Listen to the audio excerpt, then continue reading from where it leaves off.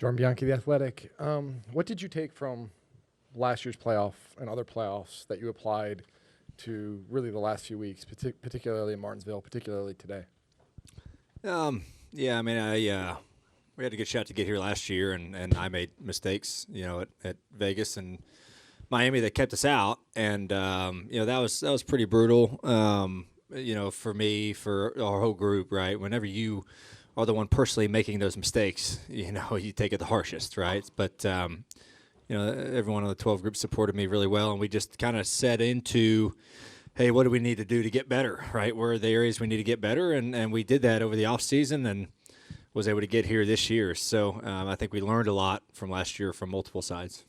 This offseason, I talked to your dad, and he said you kind of had some conversations about some things and how to kind of maybe manage things and that kind of thing. I'm wondering from your perspective what those conversations were like from the lessons from last year and this year. Yeah, Dad's right there.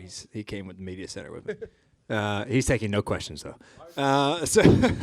No, I mean he's been awesome, right? I mean he's been not only someone I grew up, wanting to be like and wanting to do his sport. Obviously getting me started in racing, supporting me along the way, opened a lot of doors for me.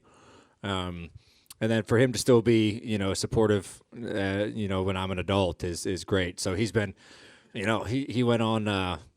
His whole thing was like through the playoffs was, I see the path. I can see the path to the championship. I can see it.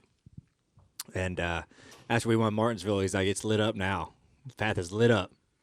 And I think we drove through the gate tonight. So we have arrived. So it's just cool to have my whole family here, which was very special. Go to Shane and then Dustin. Shane Connick, Charlotte Observer. Ryan, after you won at Charlotte earlier this year, you talked about your confidence level and how important, that win was, obviously snapping the skid and all that. How much of a turning point do you think that was, as obviously you went on to have this incredible playoff run that you had?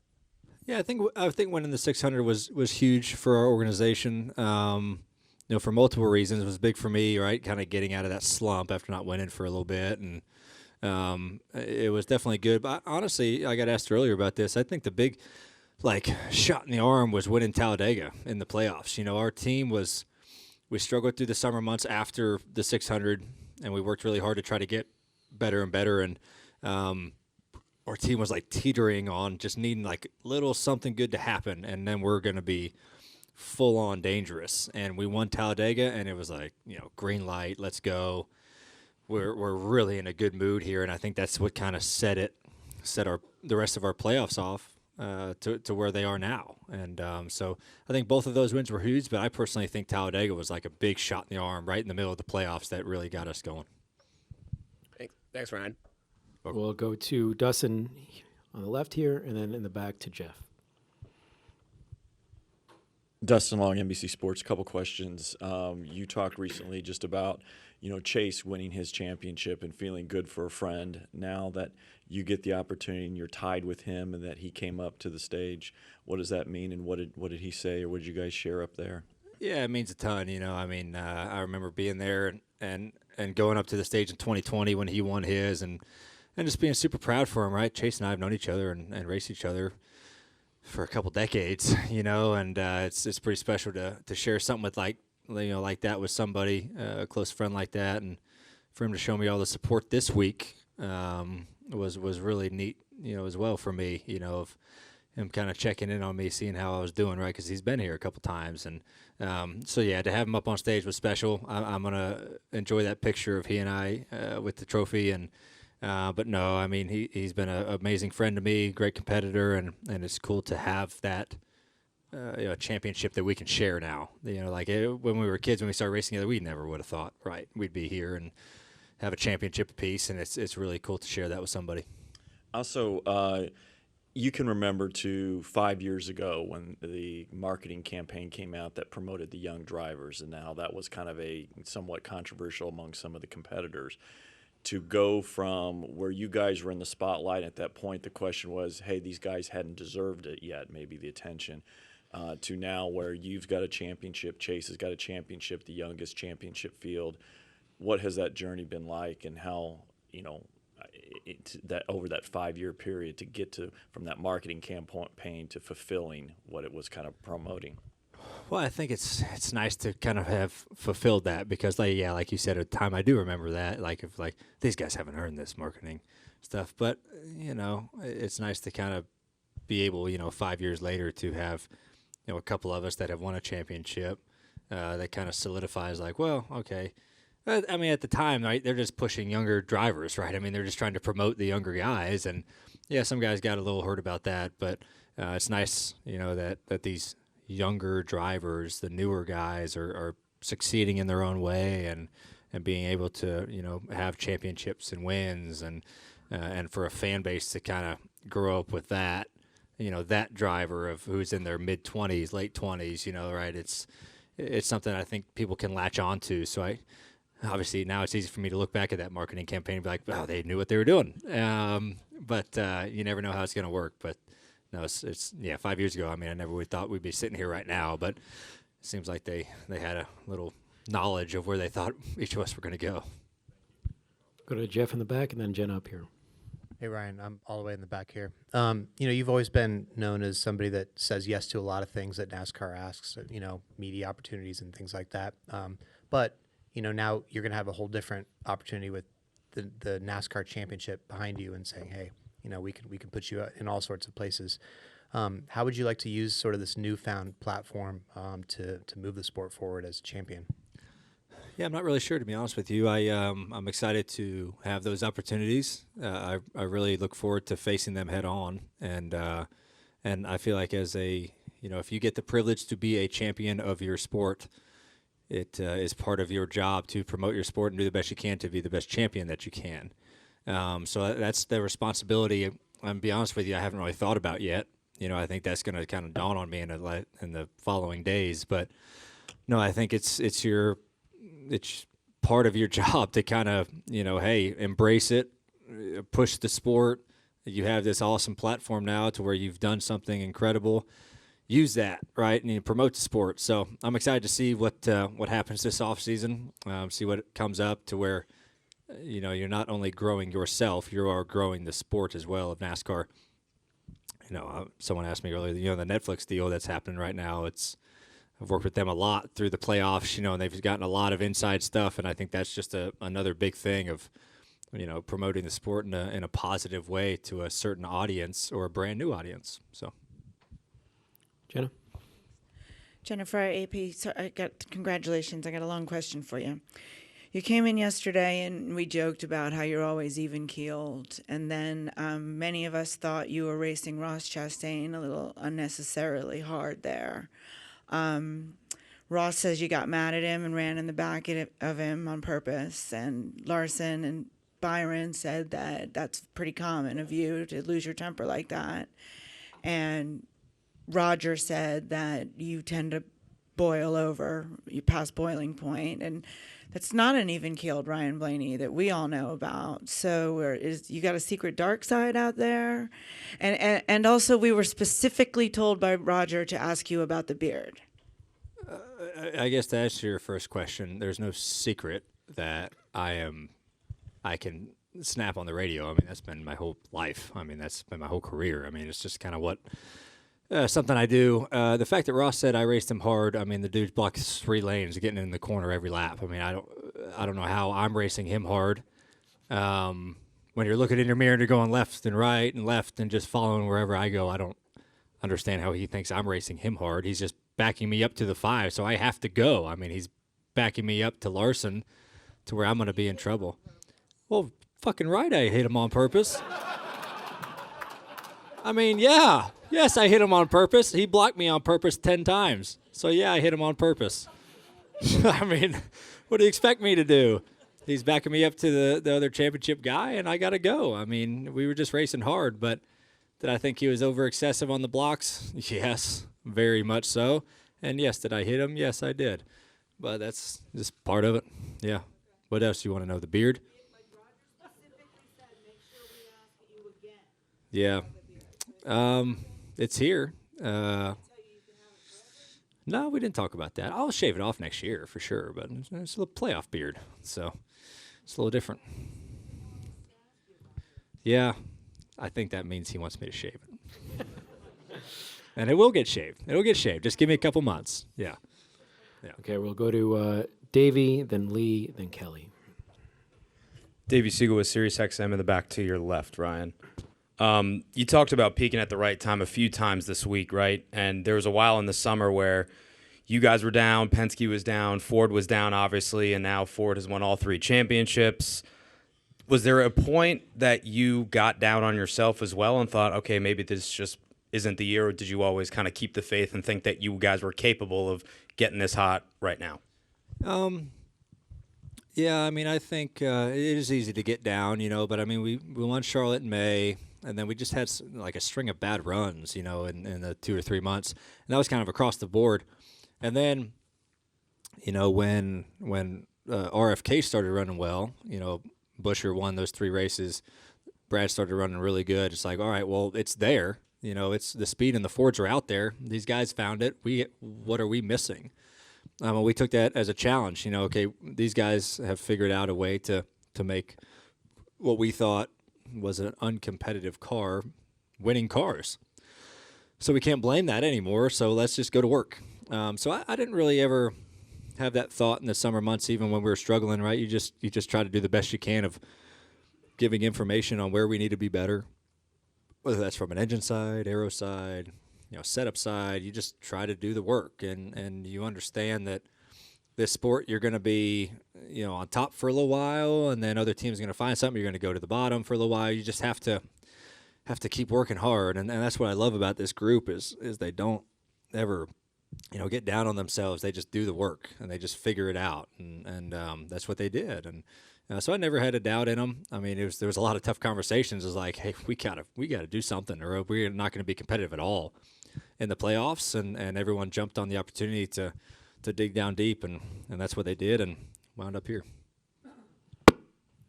Kelly? SpencerCatchfence.com. Congratulations, Ryan. Thanks. What does this mean to the Blaney legacy? Because, when you think about your past, your family's past, the championships that they've accrued, to get to that point and now be part of that championship legacy, how cool is that for you? Oh, it's fantastic. I mean, just coming from a racing family in general, right? Grandfather Lou winning a bunch, championships around,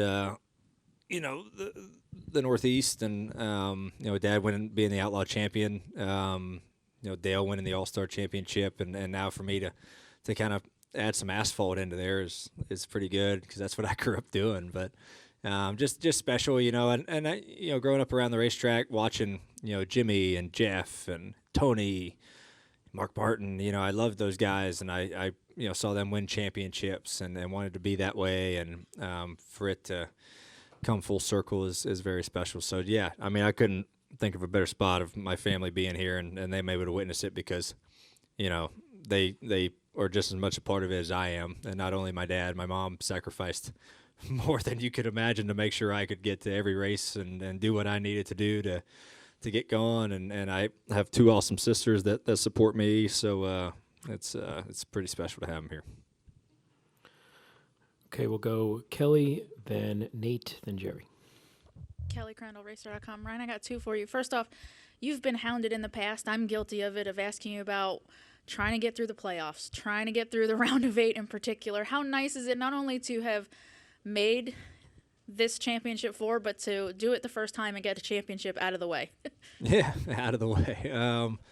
No, it's nice to make our first Final Four. Obviously, that was like the main goal this year. It's something we haven't done, and to achieve that last week, it's like, all right, great, that's awesome. Check that one off, and then, I mean, it's just a double whammy that we get to come here and win the championship as well. I mean, just super proud of everybody, and it all happened. Was it? Did Chase and Kyle did the same thing? Their first Champ 4, they won the championship. I think they did. So it's nice to, come here and be 1 for 1. So hopefully we can continue to build off of this and be able to have more shots here at Phoenix to where we can contend as well. Where do you feel like your place is now at Team Penske? Roger has said, I don't want to have 1, 2, 3, 4 drivers in the pecking order. But he admitted that like I think some others would look at you when you came into Team Penske and you're going against Joey and Brad, who are making multiple championship round appearances and winning championships. You were the third guy. You were the other Penske driver. So having a championship now, where do you feel like that puts you in this organization? Does that even matter to you?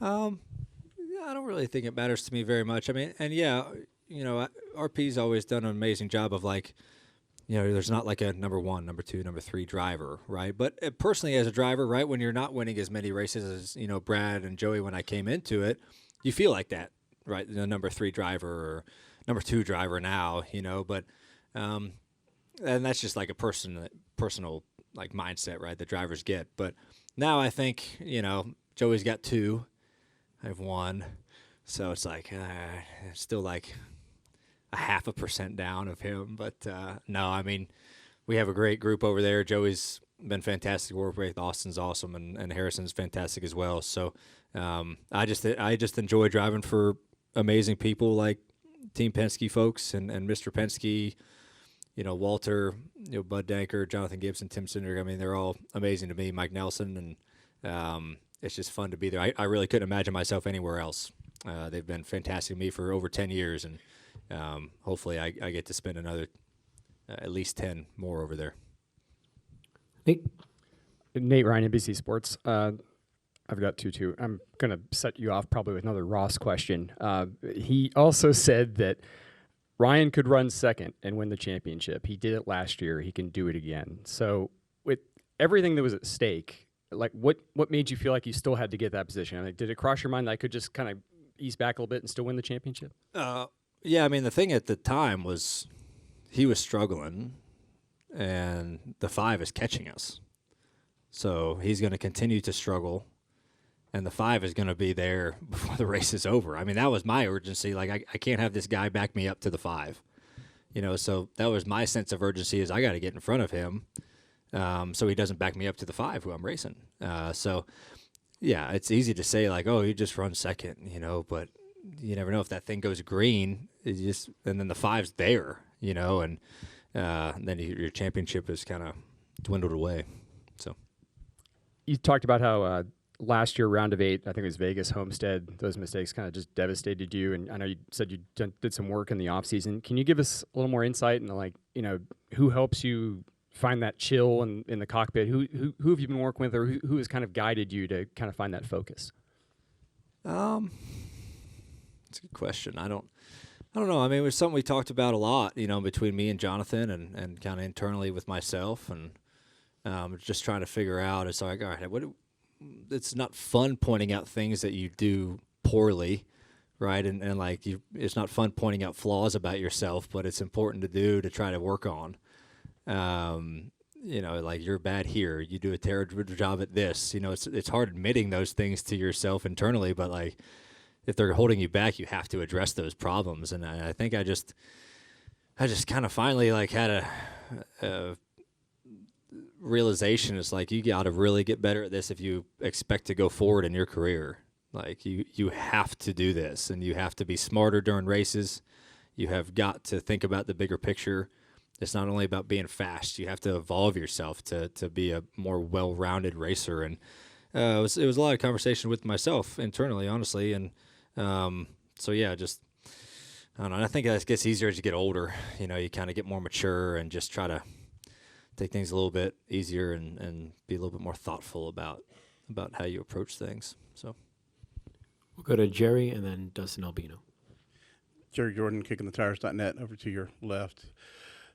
You got out of the car and you said you're not an emotional guy, but obviously that weighed on you to win this championship, everybody being here.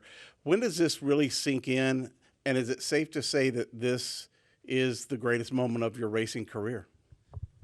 Yeah, I'm not a very emotional guy, and I did tear up on the last lap a little bit in the helmet. Just thinking about a lot of stuff. I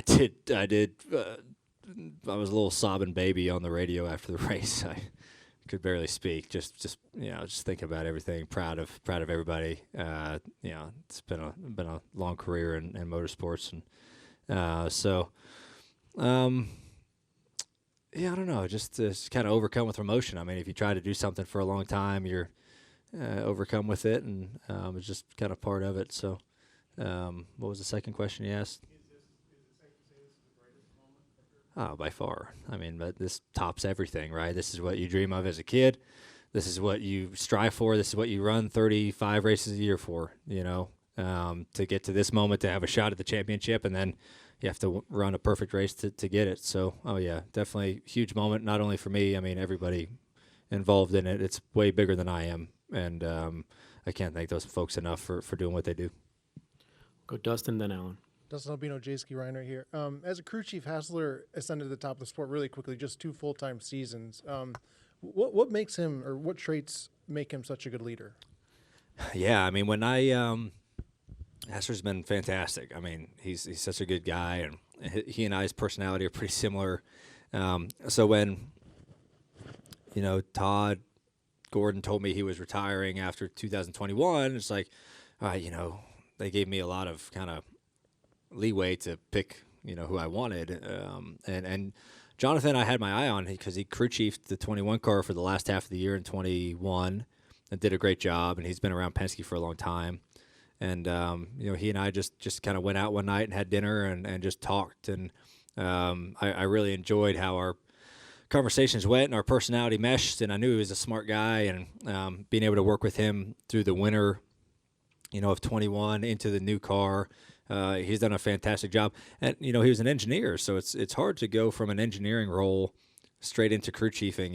You're managing and you're leading 15 guys, and you're trying to keep them pumped up, and you're also thinking about setups with the engineers. You're trying to pump up the pit crew guys. You're trying to tell the mechanics what to do. It's like that role is tough to jump into, and it took him a little while to kind of get comfortable with that. But this year, it's kind of like what, internally I went to myself last year of what I can do better. He and I had the talks of like, hey, what can we both do better to make this more of a leadership role and for you to get more comfortable, and he embraced it. He's been fantastic to our whole group, and gosh, it's been fun. Been fun to work with him. He's just an awesome guy, and cool to have a really fun year with him. Go to Alan and then Cole.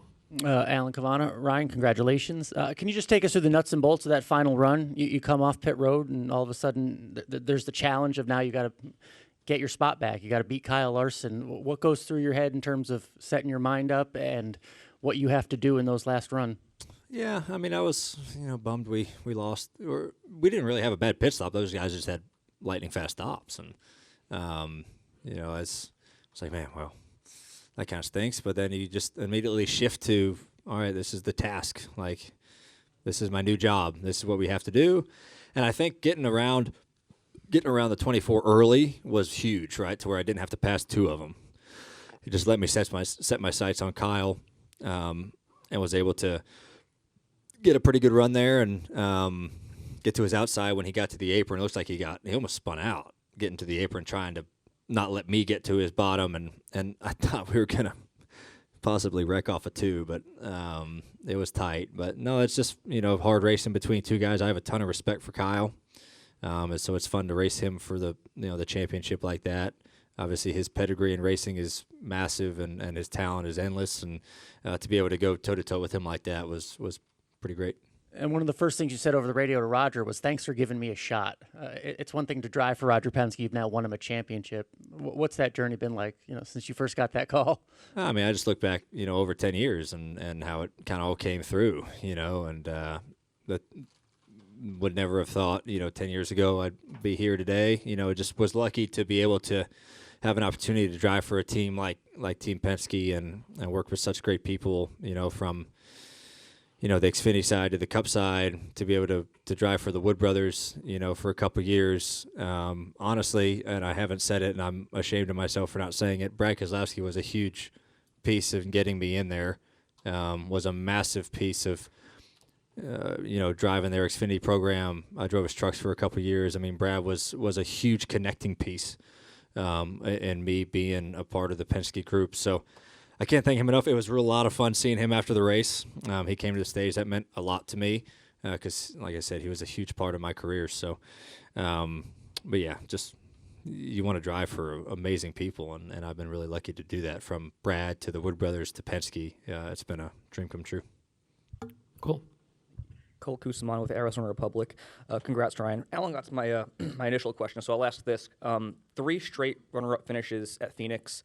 Is that frustrating for you? And I guess, does this sort of kind of make up for that? I don't give a shit about running second 3 times. Very nice.